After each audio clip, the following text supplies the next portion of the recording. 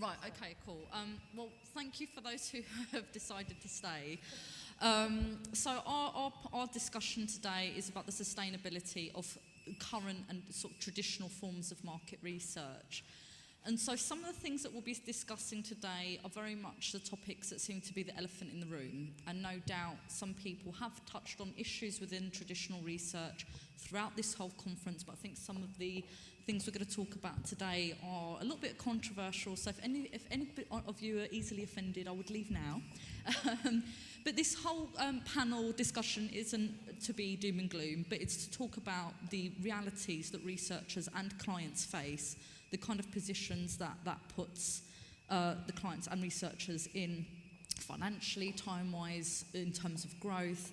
And we're going to be challenging the panelists here, the expert panel, to come up with solutions to these very real problems. So it's probably worth talking a bit about the history of how this panel even came about. So it was Alina who had tweeted a question about how researchers, are we seen as fishermen?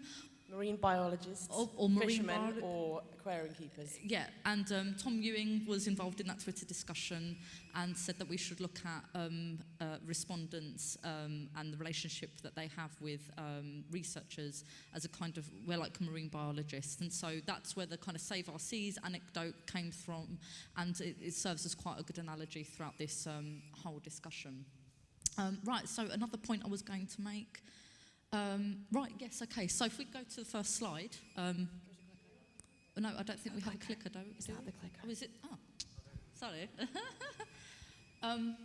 Okay, so just to introduce us quite briefly, I'm Betty, I'm the CEO and founder of Researcher Gaming, and this is Alison White, the CEO of FaceFacts Research, and over there we have Alina Hallinan, partner at the Irrational Agency. If you have any questions throughout this discussion, tweet us with questions with hashtag IIeX, and any questions we won't have time to answer today, we will get back to you over Twitter with some answers and a bit more discussion. Right, okay, so this beautiful, very serene picture, I think, highlights some of the kind of ideals that clients and research agencies alike think that we have. So when we're looking for respondents, it's all very serene, and it's, you know, all the kind of quality fish, if you like, that we're gathering. You know, it's fairly seamless, no real issues in data quality or anything like that. But actually, if you scratch beneath the surface, it's kind of more like a battery farming. And so the traditional methods of research don't seem to be sustainable on the outset, because this is a nice visual representation of what we do to respondents. We kind of treat them in this way, and we tend to overfish. So I'll bring it to Alison to kind of talk into a little bit more detail about how we treat respondents, and with some examples as well. So this was a quote from Kristen Luck. We trick, and we bribe. For those of you who are in denial, great. For those of you who are in denial, I'll just explain a little bit about what we mean. How many 10-minute surveys have turned into 18-minute surveys for no extra recompense? How many offers of engaging and inciting experiences turn out to be the dull and lifeless surveys that we keep serving people up? There's also the trick of telling people that they're going to supplement their income by taking part in market research, when that never actually happens. Clicker. Thanks. So the question is, if we don't give a shit about what we are doing with our research and our respondents, why the hell are the respondents going to give a shit about what they're doing for us? So let's take a look at what the industry looks like to a consumer. Go to Google, where everybody finds their information out from. Type in market research, anything related to the market research industry. And the power of the Survey Compare websites that advocate signing up to multiple panel agencies to make money from taking part in surveys. There's some really good quotes on the next couple of slides. We've got, of course, by joining multiple panels, you have the opportunity to take more surveys and pick and choose the ones that reward you the best. That's not good quality research. This website is supported by the market research companies that we recommend. Have a look at the names. I'm not going to read any of them out there. At Face Facts, we spend a lot of time going undercover as consumers into all the panel agencies, into all the qual recruitment agencies. The amount of focus groups that my entire staff base have attended and sat and been people that they aren't. They've lied about their ages. They've gone undercover and they've fished and they've swam about and disguised themselves because we allow it to happen. We advocate this. All these companies, they can get themselves taken off this if they want to. The top 20 online survey sites, nice number one there. I've earned over £200 in the last year by doing online surveys whilst watching sport on TV. That's a very engaged person right there. This one wants money for his new windows. He's already paid for his boiler. Do you think he gives a shit about your research? No, he doesn't. So who's to blame? It's us. We are the ones that are making people do this. Where on Google can you find out about the amazing work that Mesh are doing in Brazil? Or is it just about taking part in market research for money? So we trick them, we lie to them, and we bribe them, and they go undercover themselves, and they disguise who they are. At Face Facts, we are pretty much the last point of contact between the research industry and the consumer, and we see what goes on. We collect the data, we analyze the data, we look at the dropout rates, we look at the IP address information, we look at the open-ended responses where people are just lying, they're cheating, they're speeding through it, and they don't care. So we need to start doing something about it, because who is? Is SMR? Is the MRS? Who's kind of actioning together for a marketing campaign for the market research industry to shape this up, to make people see the value of what we're doing? Who? Anyone? Lena? I'll give you the clicker. There you go. So yeah, as if that wasn't enough doom and gloom from Alice and Betty, a bit like the North Sea cod stocks, we're already seeing the consequences of what we're doing. Lower quality data, inflation of incentives, it's really hard to find people, and some of us have to go to extreme measures like Betty to engage people to actually answer our questions. So what's the near certain future? Well, if we continue to do this, we'll kill the entire ecosystem. It's okay to say now that we all need to do our projects, we all need to make money, but what if all the fish are dead? What's going to happen to the fishermen? We're going to starve. So the job for the are we all doomed, or is there potentially a brighter future? Oh, if this ever works. There we go, brighter future, maybe. And so what we've done today to engage the panel a bit more, we've made it a bit gamified. So the mission, or Mission Impossible, for the panel is to figure out how we're going to save our market research seas and create a manifesto for a brighter future. So just to introduce our panel, there we go. So on the right we have John Pulliston from GMI, then we have Duncan White from HeartTap, then we have Daniel Todd in the middle from TNS, and then Kyle Nell from Lowe's Home Improvement, and finally Fiona Blades on the left from Mesh. So I think we'd like to start with you, John, with some more doomy and gloomy stats. Okay. The average survey that our industry generates takes 20 minutes for a response to complete, and I can tell you that because I've analysed 37,000 of them just recently. In North America, the completion rate of sample-only surveys is under 55% right now. So that means 45% of people taking a sample-only survey that we haven't actually designed, that someone's randomly asked to complete. Approaching half of them are dropping out before the end because it's so boring. And the biggest problem is in the area of mobile compatibility. Less than 1 in 5 surveys I've audited are actually suitable to be completed on a mobile phone. And those are horrible figures to contend with. We're a panel provider. We spend up to £50 million a year filling that hole.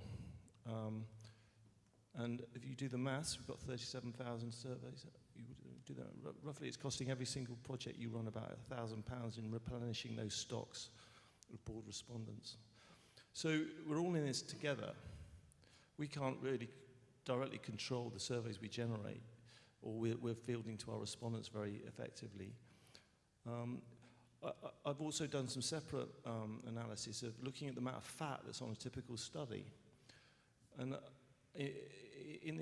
this is more anecdotal, but I'd estimate around about 40% of the questions we ask in surveys are completely redundant or could be asked more efficiently. You know, there's lots of improvements on that level. I mean, I think a typical survey could be reduced easily by 40% down to maybe 12 minutes if the person designing it was a bit more thoughtful in what the questions they were asking. And then there's all the aspects of survey design improvements that could radically, we've demonstrated, hopefully in various guises, that if you have a more engaged respondent, you're going to get better data. And more concentrated and engaged respondents give you more happy respondents give you better data. And so, you know, the solution is in, to a certain degree, education. But I think that what we also need to think about is how we. I think the only way we can actually move things along is by highlighting some of these issues, and almost as an industry, establish some benchmark metric of minimum standards. I think a survey that doesn't achieve a certain degree of completion rate, you should pay for it. If you want to bore hollow my respondents and they're not going to come back and do another, okay, but it's going to cost you twice as much as this person that's put a lot of effort into their survey and they get 90% completion rate. So, you know, those sorts of, you know, I think those I'd really like to initiate that type of sort of pricing policy if the market could. Of course you would. Yeah. Sort of a stick policy rather than carrot.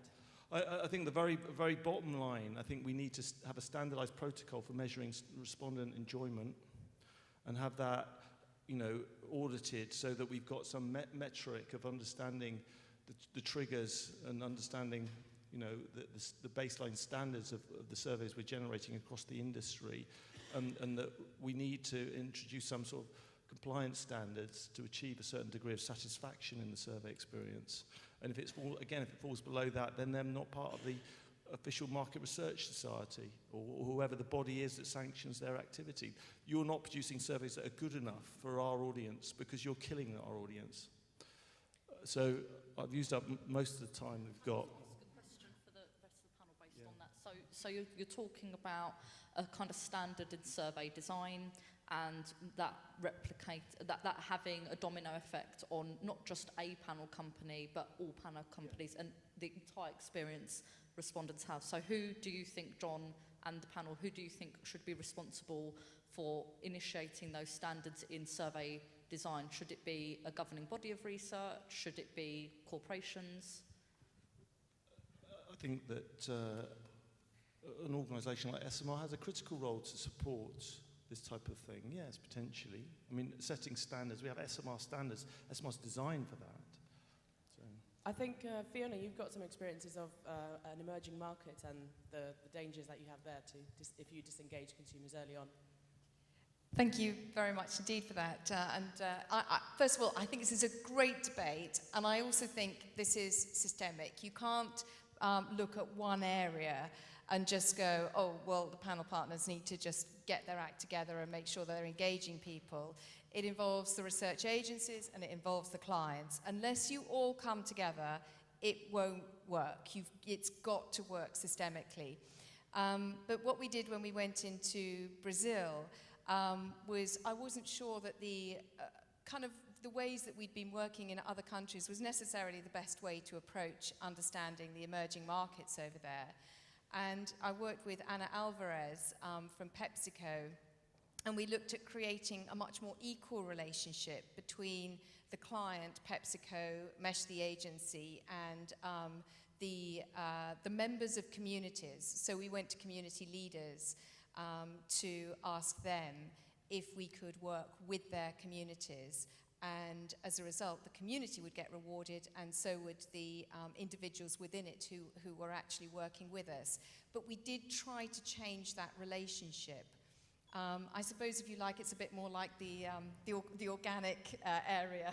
And I was thinking about, the fish farming, and actually, I think you know, there are changes in society which relate to things like farmers markets and some of those local things, and maybe we need to go down those routes where we know we're going to have to pay extra to begin with, but the quality will be better, and therefore the insight and the impact on the organisation will be better. And if we focus less on the methodology and getting thousands through the fish farm, and we focus on actually having an impact on the business, maybe that's where we can start to win out.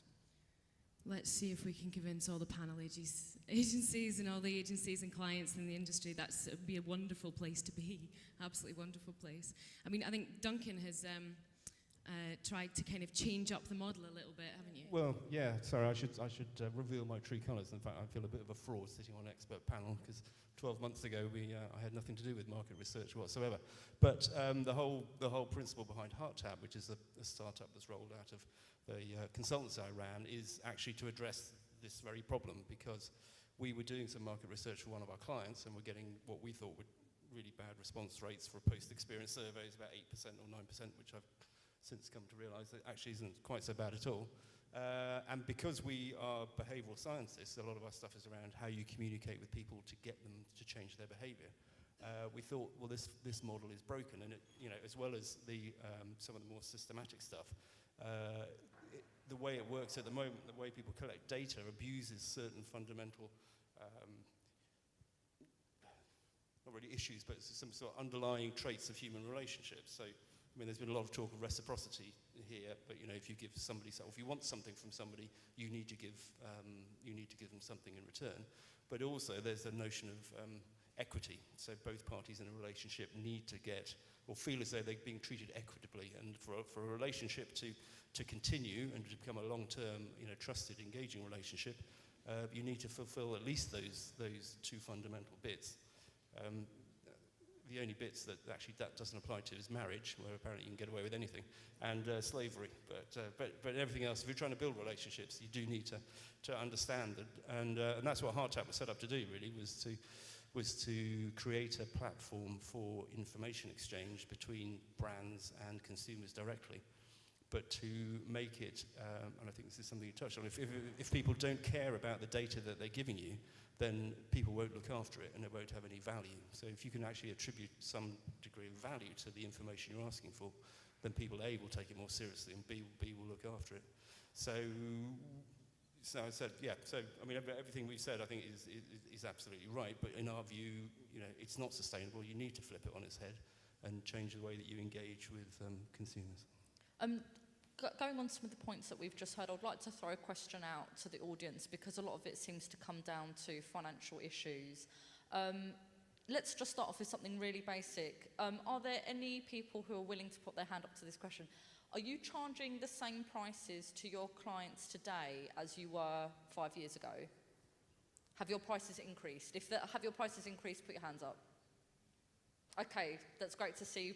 Literally 2 hands going up. I think one of the things that we were talking about yesterday in preparation for this panel is that there needs to be a feeling of realism, both for the market research agencies and the clients. Clients cannot expect that we will be charging for panel or recruitment or whatever it might be the same fees that we were 5 years ago, and it seems to be that way, that's what they're expecting from some of our experiences as well. So we've got Danielle here from TNS, an award-winning young researcher who can perhaps look at that with a different, kind of fresh perspective. And if anybody from the audience wants to contribute to that, put your hand up and I'll come over. Yeah. Sure. I feel like I'm going to sound like a bit like the cheerleader on this panel at the minute, and I do feel a little bit like a fraud as well, considering I've been in market research for about just a year and a half, or tipping into a year and a half, and it feels to me that this is a problem that's been going on for a while. It's not something new, it's something we're all aware of, and the fact that we've got a whole panel dedicated to it shows how seriously we're taking it. But just to move away from the doom and gloom a little bit, I think that we are providing solutions for this problem ourselves. I mean, the fact that, you know, you've got a company that's researching gaming, we're taking that very seriously. We saw that Andy Lees yesterday talked about the diarification, which is a word so new, I'm not even sure if I said it correctly. And even today we saw that Dave Birch from Zappy Store, we talked about that TNS have put their conversion model on the Zappy Store. We now have released our brand equity model for, it's under 3 minutes as a survey instead of the usual 15 to 20. So I think that we are taking slow steps to getting there, but again, I think inertia is a massive problem within this industry, and that we have to take bigger steps to experimenting, trying more, adding improvements by doing these things. But I think that the fact that we do have companies, large and small, that are already doing them show that we should be positive. So there's my little yay to us. I think the only person we haven't heard so far is someone who represents the purse strings here. So I think we're all quite interested in knowing what the client side So, thinks. to add another metaphor, I think it's like antibiotics, right? So it's good for something and not good for everything. And right now we have way overused antibiotics because it's seen as the cure-all, even though it's not. And so from my perspective, I think we spend way too much time asking questions to consumers without first thinking about, is this the best way to get at what I want to know? And mostly it's not. And so we're overusing asking or surveys, way overusing it. And largely, I think ultimately the buck stops with the client side, because not everybody, but I think there's a big problem on the client side where I just need a number from the company that I usually work with, because that will justify or not justify whatever action we're going to take. And there's not the close scrutiny that about where the data came from, where the sample came from, what it actually means. And that's the ultimate problem. And then all of these issues are interwoven with each other. So there's a lot of talk in the grit, and there has been for a long time, about client-side research budgets declining. Research is not declining. Research has gone way, way up. It's just leaving traditional research because of these issues that we're talking about. And the business gets it. They know. They get those survey requests too, and they see that this is not a healthy way to go about getting information largely. And so it's shifting to IT, it's shifting to other finance, it's shifting to other parts of the business. I mean, for me, I work for the CIO. I don't work for under the research organization at all anymore. And I see that a lot from other things. And so unless we really, like Fiona said, we work as a team, client, supplier, sample provider to address these issues, I just don't see how we can continue down this route for much longer. That's a great point that you're mentioning, that it's actually not just the respondents or the people outside the industry that we're giving this image to. Like you're saying that your stakeholders are taking their surveys and that's their image of our work. I've also had someone from an ad agency come and say to me, yeah, I went to a focus group and she told me what to say. That person, how likely do you think that person's ever going to commission any market research if that's our integrity outside? Any views from the panel? Can I launch on another? No. Has anyone read Switch and looked at the value of? I mean, we talk about the problems. I think that I think there's a valuable role that education can have in leading people out of some of these issues, long surveys. We advocate an iterative survey design approach where instead of interviewing 400 people with a great big long survey, you interview 100 people and then see what the data says. And we've just done that for a client, a 100-question survey. We looked at what the data said. We did some basic statistical analysis to look at the actual, how many people do we need to answer each question to get a minimum, what's the minimum sample requirement to get a statistically valid answer to each of those questions? Well, across those 100 questions, we discovered that about 30 questions we already had enough sample on. And there was only 5 questions in the whole survey we needed to interview all 400 respondents with. And so from that point onwards, we were able to shorten the survey. We were able to do it through an iterative, for approach of random exposure to one question versus another. We were able to reduce the whole length of the survey down by about 12 minutes. Anyone could do that. It's just about a mindset of how to, a lot of people are ignorant of some of these techniques, and I think there's a really important element of education about how to navigate our way through these processes of creating these long surveys and understanding that there are some ways to do it better. Sorry, the only point I was going to make is you've got to look at the context in which people are getting these surveys. In a world where you have Snapchat and stuff, and everything is done 5 seconds. Vine is a 6-second video, whatever is it? I think. Something like suddenly doing a 20-minute, that's a lifetime to a lot of consumers.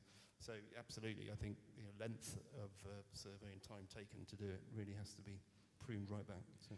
Just a quick interject. Well, one bit of sort of opposition and 4 or 5 things that are actually replacing it already. The one was about the cost base. Nobody in Europe selling a like-for-like service now with 5 years ago should be charging more. Incomes are lower than 2008. Cost bases are lower. Inflation has been negligible for 5 or 6 years. If you can't make 1 or 2% savings in an organization through structural change and automation, you shouldn't really be in that business. So I don't think there's an issue with the like-for-like. I think the panel model is bust, and it should all be looking at the new stuff. What is the new stuff? The new stuff is the communities. Average survey length when they do surveys, 5 minutes. You've got pictures of their family. Yes, you really do know who they are because you're talking to them over and over again. We saw Amy on this stage, something like 160 projects with one of those Unilever communities. They meet those people at face-to-face, listen to insights. They're bringing those people into an event.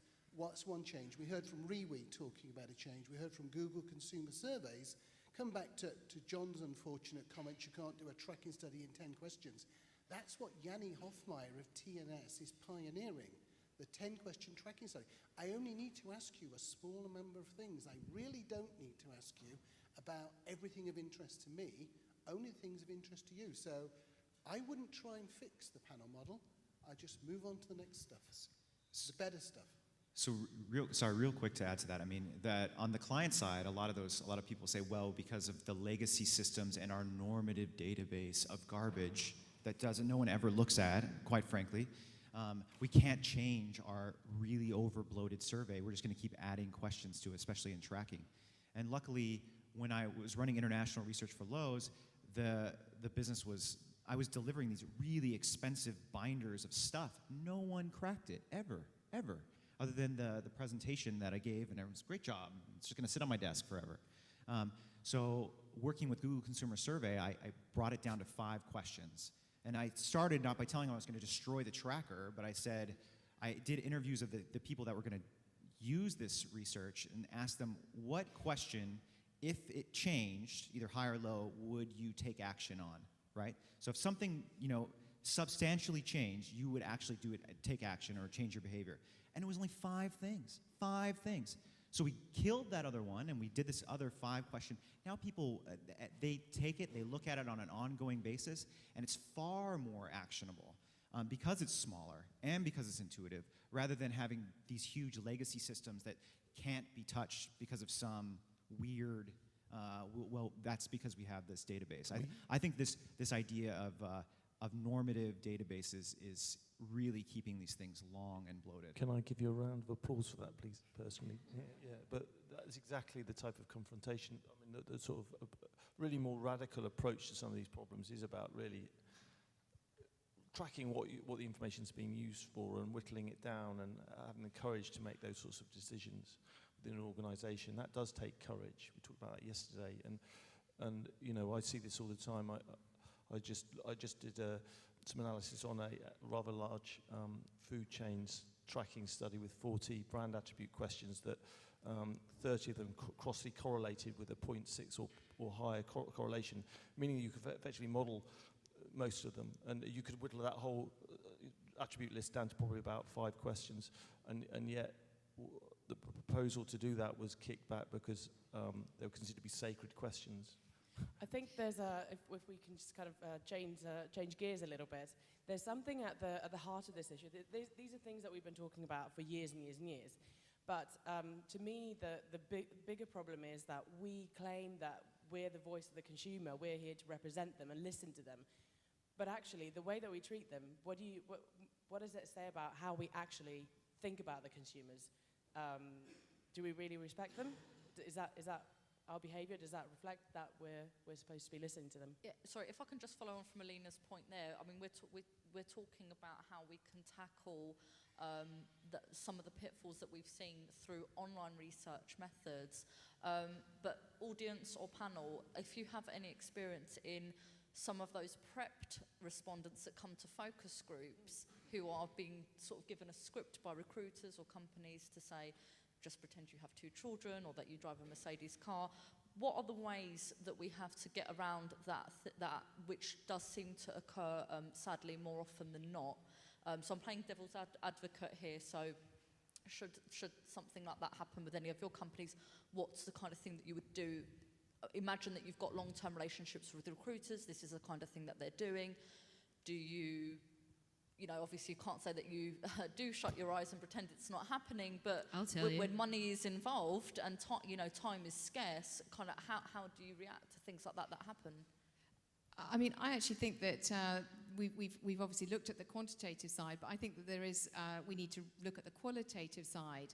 And again, coming back to the relationship, and the sitting behind the glass, enjoying a sandwich and a glass of wine or something, while we just enjoy the sport. I mean, this is not about a proper relationship that we've got with people who are giving us information about their lives so that we can improve what we do.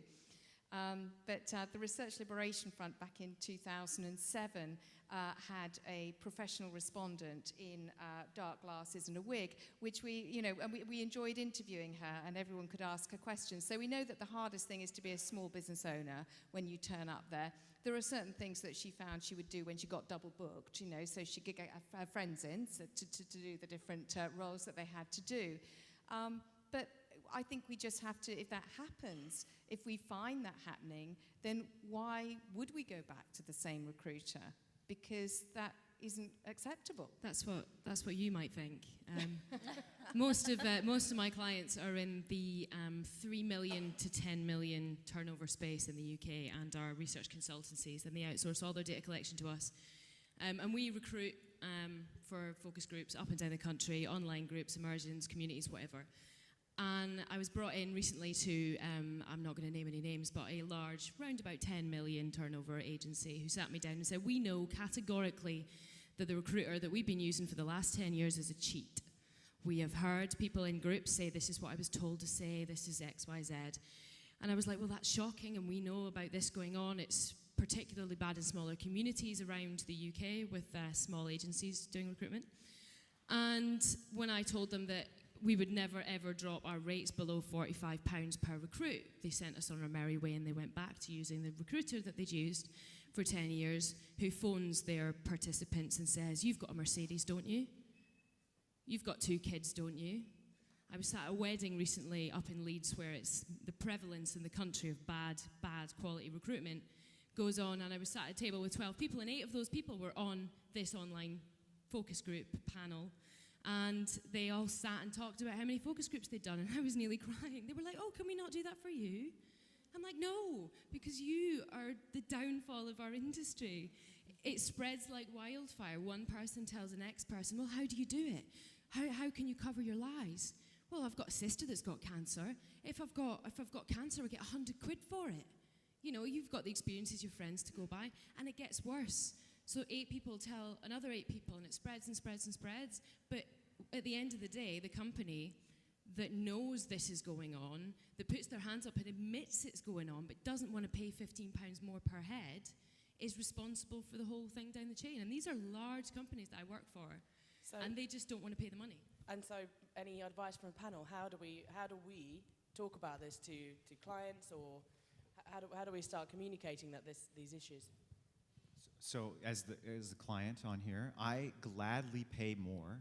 I don't say I always go for the lowest cost thing, but I gladly pay more for the thing that's going to get me the right answer, or the thing that's the most quality answer, because it comes back to get you if you don't, every single time.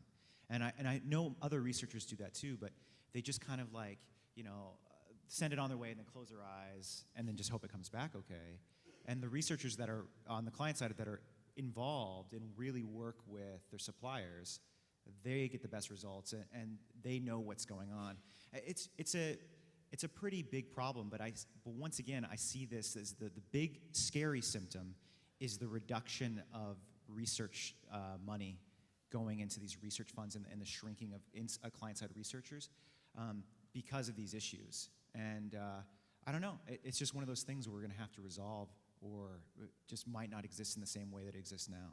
A question I've got, obviously you've got the value chain of our industry, end client, full service, does the whole shebang, or you've got end client, consultancy, field agency. When you work with an agency that isn't full service, like a TNS or whoever, who is outsourcing the collection of the data, which clients ever ask? Do you ask where your panel's coming from? Do you ask to see papers of the qualifications of these people, or do you just accept the fact that they should be doing a good job? So sadly, no, that I don't ask the sample, but in other companies that I've worked with, I found really weird anomalies in the data, and that usually pops up when you have weird sample, and then you dig and dig and dig, and then you find out it was a sampling issue or some sort of weird thing. Those companies you never work with again, and you tell all of your client-side friends about it. And the ones that you do have good relationships with and do have good partners with, you just continue to work with and kind of trust, right? So it is a trust thing all along the way.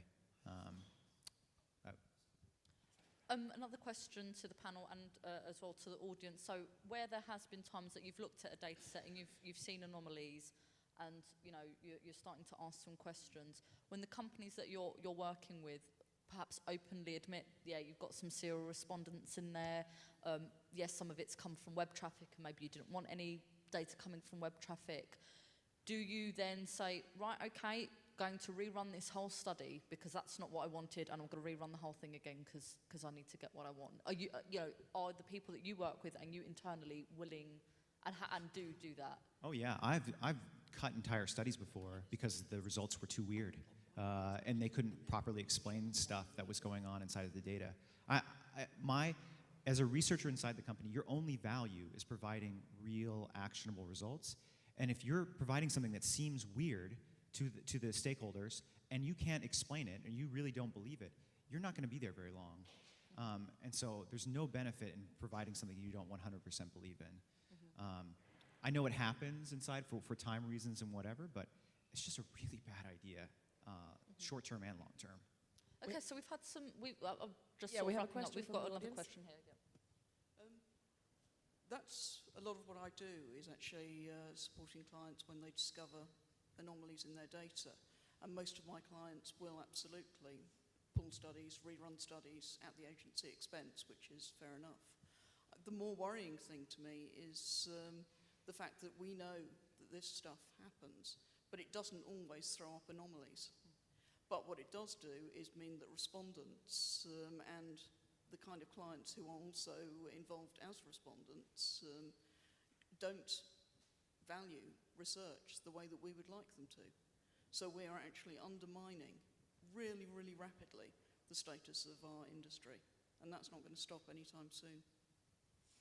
Well, on that note, if I'm still online, I think we need to wrap up. So, panel, please, can we do a quick shotgun round of what's your one piece of advice or your solution to saving our seas? Starting by Fiona, because she's already got the mic. Okay, I would have, this is very much for panels, an engagement tax and an engagement bonus for those studies which are engaging people and for those which are putting them off. Oh, sorry. So we have like 20 mics up here.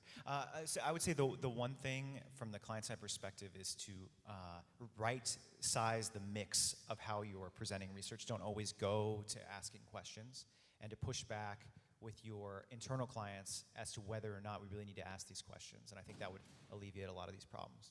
Oh, okay. I think probably experimenting. Like we've seen that if you have problems with poor respondent quality in your data, change your panel supplier, change what you can there, explore new solutions to getting to the same answers that you need to get to, and just having no fear in experimenting and trying new things to make sure that what we are doing is the best that we can do for our clients. I think, as ever in life, there isn't a silver bullet that puts everything right. So there's a lot of little things I think really that need to change. But fundamentally, looking at the relationship between you and your consumers and actually treating it as a proper relationship has to be the key to me. Mine would be an industry standard metric for measuring respondent satisfaction with the survey that we can then use as a benchmark to make changes in the future. And it looks like Alison's found one more question. Oh, sorry, Bessie's found one more question. Oh, it's also a thought, something that is related to what we've been discussing, and we're experiencing a lot in New Zealand, is what we're doing with respondents or participants is bad enough, but over there we're experiencing a lot of companies that are pretending to do market research, but they're targeting participants after with marketing stuff. So yes, that's exactly right. So I think you've talked about a lot of challenges, and they're really bad as challenges, but we've got an even worse and more complicated task ahead of us in terms of marketing ourselves as taking the high ground. And doing these things, it's difficult because we're not even that good ourselves. But if somebody else can pretend they're doing research and then sell stuff, then it makes us all look even worse. That's great, thank you. And just a quick show of hands, if you think that our panel will save the industry, could you put your hand up? I think if we all join together, I've got a few things I'd like to just throw in there. But we need to wrap up because we've got a next person coming up. Oh right, okay, that's fine. So I was just going to say, Twitter. I was just going to say that afterwards, I think that we should all probably get together as a collective of people with a lot more other people and actually come up with a manifesto for change and get it published, get it through the industry. Sorry, just one last comment. As somebody who's been a client at Unilever and on the research industry side for a long time, I think what you've got to do is get the clients on board. Kyle is obviously a good client, but there are a lot of bad, uneducated clients out there. And it's not just the market research people, it's the brand managers who will, you'll start off with a guideline that says no more than 5 brands and 10 attributes. The brand manager then adds another 15, and then you get, or can you just add a concept test on the end of it? It's the clients, really, I think, at the end of the day, that have to be educated. So more for clients is another opinion here.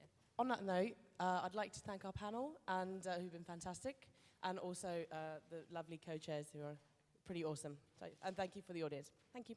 Thank you.